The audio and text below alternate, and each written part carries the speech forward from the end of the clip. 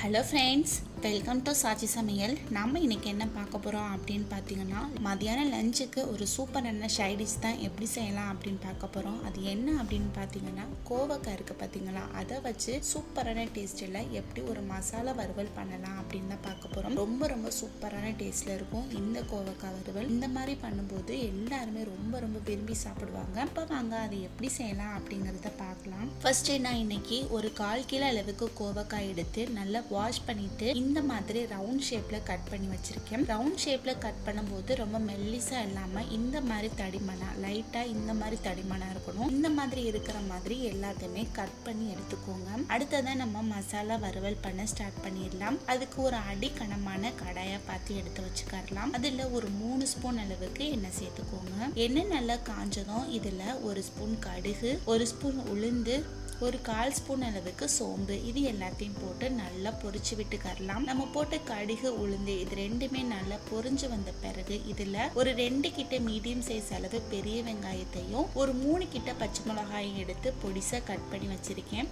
அதையும் இதுல போட்டு நல்லா வதக்கி விட்டுக்கரலாம். நம்ம போட்ட வெங்காயத்தோட பச்சை வாசனையெல்லாம் போயிட்டு நல்ல ஒரு கண்ணாடி பதத்துக்கு வந்த பிறகு இதுல ஒரு கொத்தளவு கிட்ட கருவேப்பிலையும் ஒரு பிஞ்ச் அளவுக்கு பெருங்காயமும் போட்டு நல்லா பொரிச்சு விட்டுக்கரலாம். நம்ம போட்ட பொருள் எல்லாம் ஓரளவுக்கு நல்லா வதங்கி வந்துருச்சு. இந்த டைம்ல நம்ம கட் பண்ணி வச்சிருக்கிற கோவக்காய் எடுத்து இதுல போட்டுடலாம். அடுத்ததா அது கூடவே அது நல்லா வதங்குறதுக்கு தேவையான அளவு உப்பும் போட்டு ஒரு 2 நிமிஷத்துக்கிட்ட நாச்சு நல்லா வதக்கி விடுங்க. அப்பதான் கோவக்காய் உள்ள பச்சை வாசனை எல்லாம் போகும். நல்லா வதக்கி விட்ட பிறகு ஒரு 5 to 10 நிமிஷத்துக்கிட்ட நல்ல மீடியம் ஃப்ளேம்ல வச்சு போட்டுருங்க. தண்ணி எதுவுமே சேர்த்துக்க வேண்டாம், அதுவே நமக்கு நல்லா வதங்கி கிடைக்கும். ஆனா அடுப்பு மட்டும் நல்லா சிம்ல வச்சிருங்க. ஒரு 10 நிமிஷம் கழிச்சு ஓபன் பண்ணி பார்த்தீங்கன்னா நம்ம போட்ட கோவக்காய் நல்லா வதங்கி வெந்து வந்துருச்சு. இந்த அளவுக்கு வந்த பிறகு இதுக்கு தேவையான மசாலா சேர்த்துக்கலாம். 1 ஸ்பூன் மிளகாய் தூள், 1/2 ஸ்பூன் ஜீரகத்தூள், 1/2 ஸ்பூன் கரம் மசாலா, 1/2 ஸ்பூன் குழம்பு மல்லித்தூள், இதுதான் இதுக்கு தேவையான மசாலா. இது எல்லாத்தையுமே போட்டு நல்லா மிக்ஸ் பண்ணி விட்டுட்டு அடுப்பை மறுபடியும் சிம்ல வச்சுட்டு ஒரு 5 நிமிஷத்துக்கிட்ட மட்டும் மூடி வச்சிருங்க.